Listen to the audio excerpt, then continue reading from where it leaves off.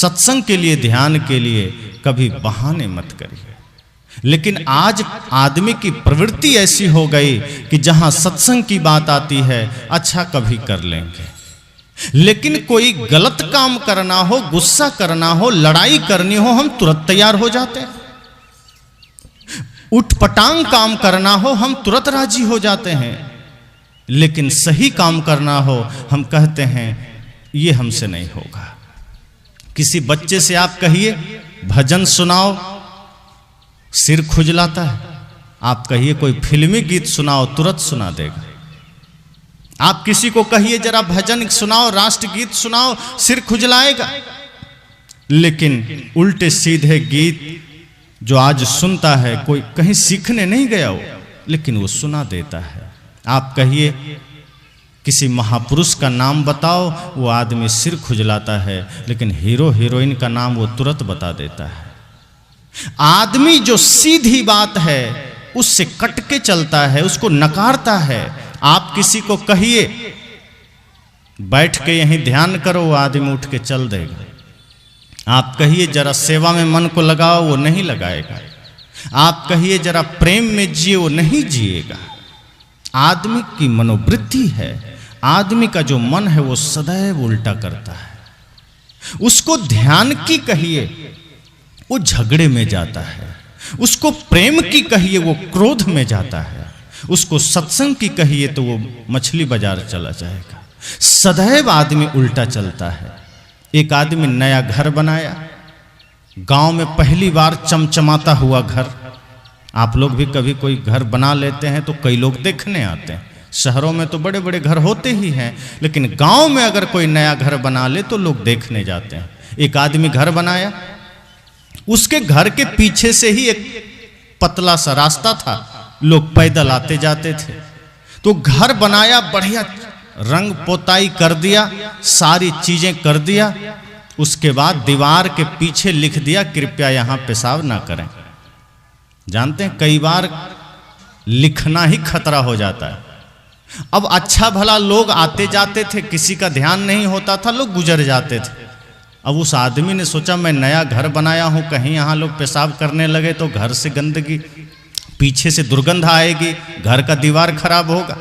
उसने लिख दिया कृपया यहां पेशाब ना करें। अब आदमी, मैंने कहा ना, आदमी की मनोवृत्ति ऐसी है कि आप किसी को एक बॉक्स दे दीजिए, डिब्बा दे दीजिए कि जाओ इसको घर में पहुंचा दो, वो पहुंचा देगा। लेकिन आप इतना भर कह दीजिए कि ये डिब्बा ले जाके घर पहुंचा दो और ध्यान रहे इसको रास्ते में खोलना नहीं, अब वो जरूर खोलेगा। उसकी प्रवृत्ति ऐसी होती है, कोई एकांत में छिप कर खोलेगा कि पता नहीं क्या भर दिया है, मना क्यों किया। आप किसी को कह दीजिए बैठो यहीं, उस रूम में मत झांकना, अब वो चुपके से झांकेगा, धीरे से झांकेगा। कोई फिल्म लग जाए और कह दे कि सावधान ये किसी आम पब्लिक के देखने के लिए नहीं है, अब देखिए रात के पीछे वाले गेट से भीड़ लग जाएगी कि आखिर है क्या ये। वो आदमी पीछे लिख दिया कृपया दीवार में पेशाब ना करें, कृपया यहां पेशाब ना करें। अब जो भी गुजरता वो जा रहा होता है, लेकिन जैसे ही नजर पड़ जाती है दीवार पर कि कृपया यहां पेशाब ना करें, अब वो रुक जाता है। कहा हां करेंगे, क्या कर लेगा तुम हमारा मालिक है। अब वो वहां पेशाब करता निकल जाता। अब जो भी आदमी आता वो देखता कि यहां कृपया पेशाब ना करें, वो कहता क्यों ना करें, ये हमारा मालिक है, हम बिल्कुल यहीं करेंगे। वो करता निकल जाता। अब तो जो भी आता वो पेशाब जरूर करता, दीवार गंदी होती गई, दुर्गंध बढ़ता गया। वो आदमी परेशान हो गया, कहा करें तो करें क्या। एक मित्र के पास गया, कहा मित्र बड़ी समस्या हो गई है, नया घर क्या बनाया, लगता है पूरा आडंबर भर गया, पूरा जंजाल हो गया। कहा क्या हुआ। कहा घर बनाए हैं, पीछे से रास्ता है, लोग आते जाते हैं, सब पेशाब कर देते हैं, क्या करें। कहा तुमने कुछ उपाय नहीं किया। कहा किया। कहा क्या। कहा लिख दिए हैं कृपया यहाँ पेशाब ना करें। कहा अरे यही तो गलत कर दिया, ये नहीं लिखना था, अब क्या करें। कहा जाओ उसको मिटा दो और वहां लिख दो कि ठहरो यहां पेशाब करना ही पड़ेगा, जाओ लिख दो। वो भी आदमी मित्र की बात माना गया, मिटाया, कृपया यहाँ पेशाब ना करें, मिटा दिया और अब लिख दिया कि सावधान ठहरो, यहाँ पेशाब करना ही पड़ेगा। अब एक आदमी चला आ रहा है, आदत बनी थी, अब बस पेशाब करने ही वाला था कि दीवार पर नजर पड़ गई, सावधान यहाँ पेशाब करना ही पड़ेगा। रुक गया वो, कहा नहीं करेंगे, तुम्हारे बाप का नौकर है, बिल्कुल नहीं करेंगे, अब कहीं और कर लेंगे, यहां तो बिल्कुल नहीं करेंगे। निकल गया। दूसरा आदमी आया, वो भी देखता है, कृपया यहाँ पेशाब करना ही पड़ेगा, कहता है बिल्कुल नहीं करेंगे, अब तो एकदम नहीं करेंगे, अब तो हम दूर जाके करेंगे, घर में जाके करेंगे, यहां तो नहीं करेंगे, तुम हमारा मालिक है। ऐसे करते करते बंद हो गया। यही प्रवृत्ति संसार की है, हमारी है। किसी से कह दीजिए एकदम बैठो यहीं ध्यान सत्संग करो, क्यों करें? भाई में झगड़ा मत करो, वो आदमी अवश्य झगड़ा करता है। परिवार में झगड़ा मत करो, वो अवश्य झगड़ा करता है। बहाने बनाता है। क्या करें, हमारे पास धर्म के लिए समय नहीं है, क्या करें, हमारे पास भक्ति के लिए समय नहीं है। आदमी अपनी शक्ति नकारात्मक सोच में लगाता है, निगेटिव थिंकिंग में लगाता है, और इससे होता क्या है, हमारी शक्ति तो खपत हो जाती है, शरीर की शक्ति तो निकल जाती है, लेकिन कोई सृजनात्मक काम नहीं होता, विध्वंसनात्मक काम हो जाता है, बिगड़ने वाला काम हो जाता है। साहब कहते हैं अपनी शक्ति को सृजन में लगाओ, अपनी शक्ति को प्रेम में लगाओ, अपनी शक्ति को भक्ति में लगाओ। ये मत सोचो कि सामने वाला हमसे मीठा व्यवहार करेगा तो ही हम करेंगे। ये बहाने मत बनाओ कि सामने वाला ने गाली दिया तो हमने गाली दी। अरे सामने वाला कुछ भी दे, टीवी में तो बहुत लोग गाली बकते हैं, आप क्या गाली देते हैं? रास्ते में चल रहे हैं, कुत्ता भौंकने लगा, क्या आप भी भौंकने लगते हैं? जिसकी जो आदत है करे। अपनी जिम्मेदारी लीजिए कि मुझे क्या करना है, दुनिया क्या करती है उसको उस पर छोड़ दीजिए, सामने वाला क्या करता है उस पर छोड़ दीजिए। अगर सामने वाला कुछ भी कर रहा है, आप सोचिए कि मुझे प्रेम में जीना है, मुझे भक्ति में जीना है। पर आदमी बहाने खड़ी करता है। आदमी कहता है क्या करें, सामने वाला गाली दिया, मुझे देना पड़ गया, मैं देना थोड़ी चाहता था। अरे भाई गाली है तभी तो दिया, जिसके हृदय में गाली रहेगा वही तो देगा, हृदय में है ही नहीं तो कहां से देगा। हम बहाने न बनाएं। संत कहते हैं कि जब हम भक्ति को भक्ति ही रूप में करते हैं, कोई कामना नहीं करते हैं, तो वो भक्ति फलित होती है। और आपने सुना कि राम को भी फिर द्वार पर आना पड़ता है। जब भक्ति हमारी निश्चल होती है तो कृष्ण को भी हमारे द्वार पर आना होता है। भले ही महल खड़े हों किसी के, 56 प्रकार के व्यंजन बना के रखा हो कोई, लेकिन कृष्ण कह देते हैं कि तुम्हारा भोजन हम स्वीकार नहीं करेंगे। दुर्योधन 56 प्रकार का व्यंजन बना के तैयार था, कहा कृष्ण हमारा आतिथ्य आप स्वीकार करें, हमने आपके लिए 56 प्रकार के व्यंजन बनाए हैं, आप हमारा भोजन स्वीकार करें। कृष्ण मना कर देते हैं, कहते हैं तुम्हारा भोजन मैं नहीं ले सकता। दुर्योधन ने कहा क्यों? श्री कृष्ण कहते हैं 3 ही अवस्था में कोई किसी का कुछ स्वीकार करता है। कहा क्या? कहा भाव में, अभाव में या प्रभाव में। दुर्योधन का बात समझ में नहीं आई। कहा देखो भाव का अर्थ है प्रेम, कि 3 ही अवस्था में कोई किसी की कोई भी चीज स्वीकार करता है। भाव में तो तेरे और मेरे बीच कोई प्रेम तो है नहीं, भाव तो है नहीं जो मैं तेरा भोजन स्वीकार करूं। और दूसरी बात है अभाव।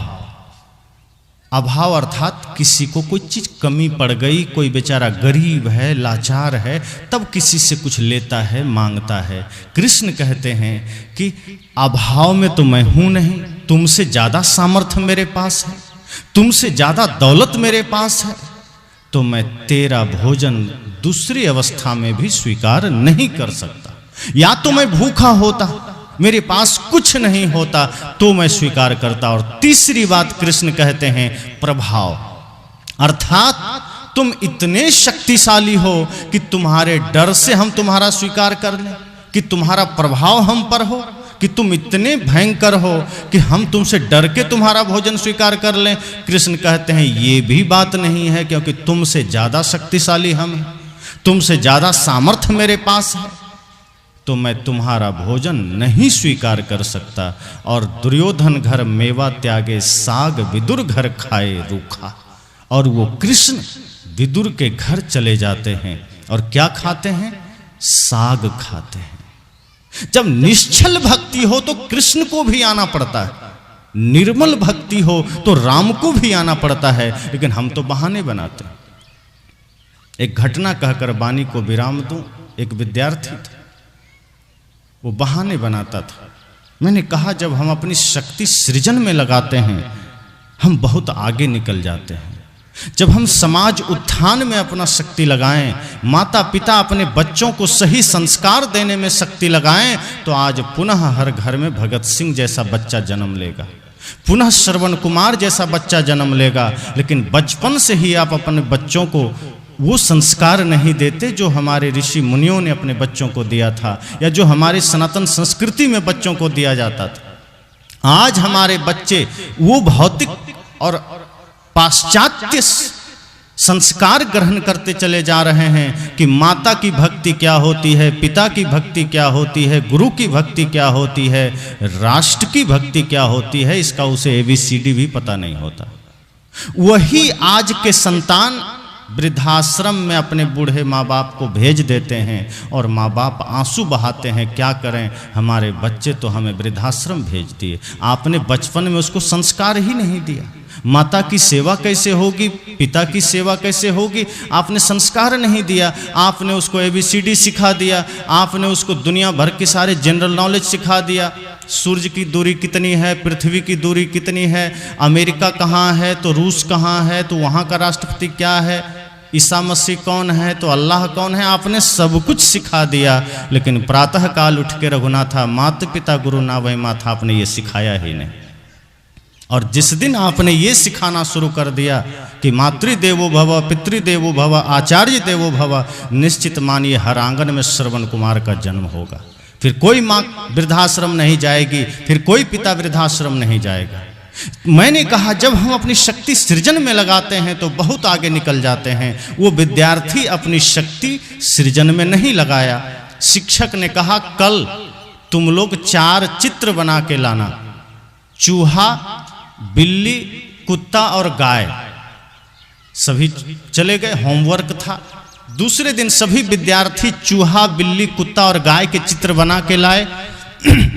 और वो जो बहानेबाज था, जो पढ़ने से ज़्यादा इधर उधर लड़ने में मन लगाता था, निगेटिव में मन लगाता था, वो चित्र नहीं बनाया। वो खाली कॉपी ला के मास्टर साहब को दे दिया। मास्टर साहब सबका कॉपी जांच किए, देखा सबका सही है, चूहा, बिल्ली, कुत्ता, गाय। लेकिन वो आदमी देखा खाली कॉपी। मास्टर साहब कहते हैं इधर आओ, तुमने नहीं बनाया? उसने कहा सर बनाए थे। कहा तो हुआ क्या?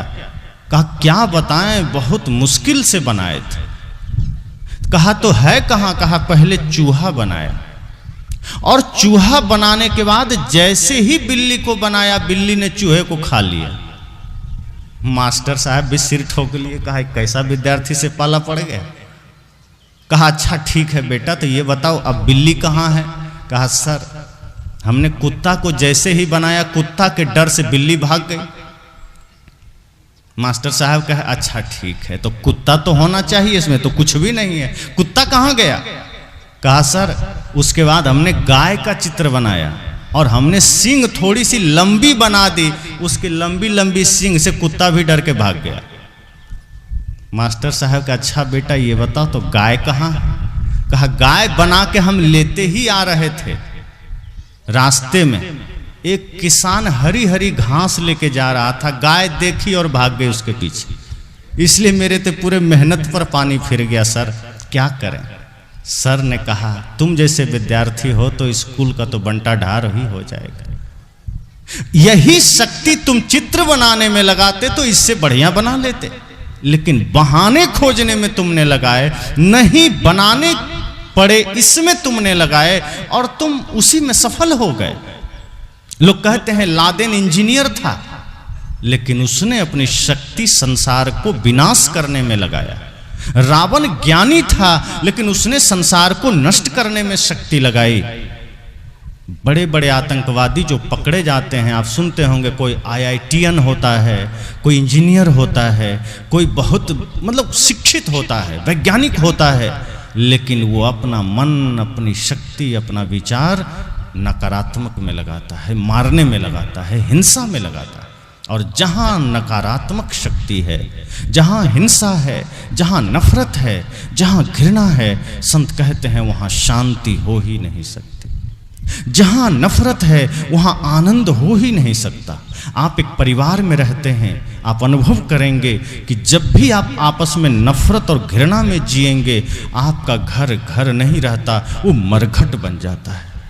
अगर आप 4 परिवार एक साथ रहते हैं और आप चाहते हैं स्वर्ग का आनंद मिले, आप नफरत को छोड़ दीजिए, घृणा को छोड़ दीजिए, एक बार अपने अपने अहंकार को छोड़ करके एक दूसरे के प्रति पूर्ण समर्पण के भाव से जीने की कोशिश करिए।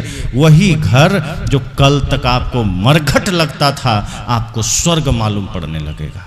लगेगा कि यही पिता जो कल तक काल नजर आते थे, लगेगा यही तो जगत पिता महादेव हैं। वही माँ जिसका चेहरा भी ठीक नहीं लगता था, वही माँ में जगत जननी का दर्शन होने लगेगा।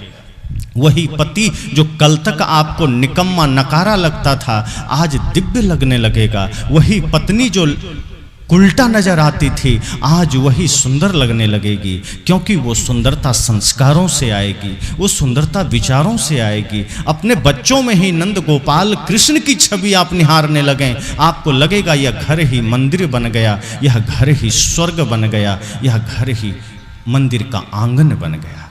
इसलिए मैंने कहा कि यह सत्संग हमें वो शिक्षा देता है समर्पण, कि हम कैसे गुरु के चरणों में, भगवान के चरणों में अपना सहज, निष्कपट, निश्चल समर्पण रखें। जब हम प्रार्थना भी करें तो हमारे भाव में शकुनी का कपट जाल ना हो, बल्कि विदुर की निष्ठा हो। हम भक्ति जब करें, शूर्पणखा की कूटनीति वाली चाल ना हो, बल्कि मां सबरी की निष्कपट भक्ति हो। जब हम सत्संग करें तो मंथरा जैसी चालें ना हो विचारों में, बल्कि संत मीराबाई जैसी कृष्ण की भक्ति हो। और जैसे ही हमारी प्रवृत्ति बदलती है, कभी कोई आदमी गलत नहीं होता, जैसी प्रवृत्ति होती है आदमी वैसा ही हो जाता है। हमारी प्रवृत्ति सात्विक होती है, हम देव बन जाते हैं, और जैसे ही तामसी प्रवृत्ति होती है आदमी दानव बन जाता है। वही व्यक्ति